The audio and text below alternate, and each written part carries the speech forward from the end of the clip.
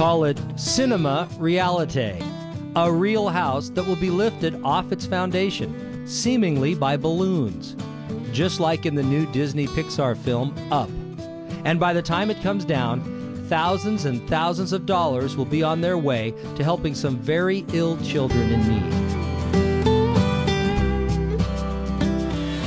These are all the moving guys here. Mike Bethke spent months preparing to raise his historical home off its foundation. But a timely article about a child's last wish, about wanting to see the movie Up, struck a creative chord. 10 years old, really didn't have a chance to live, a life, like the rest of us. And her only dying wish is that she wanted to see this silly movie, animated movie Up. And that really stopped me dead in my tracks, and I said, wow. Now, with Pixar's blessing and early interest in the project, balloons are selling, and Bethke and Company's hopes are being inflated that this long-shot idea will deliver long-lasting goodwill. The thing about this is it's a way that our community can come together, celebrate the accomplishments of the coalition, celebrate the kids.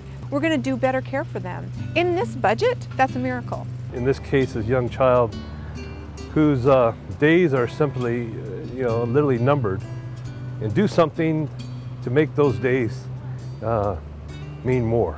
We're so blessed when you have children that are healthy. You can't imagine being in the other shoes. And they're out there doing good every day for these kids, and taking an idea that was of something that was going to happen anyway and turning it into a way to raise funds for them is fantastic.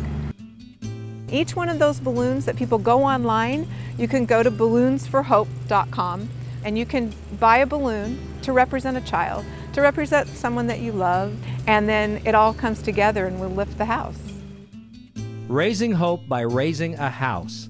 4 p.m. Saturday, September 5th, 200 block of Union Street in Santa Cruz.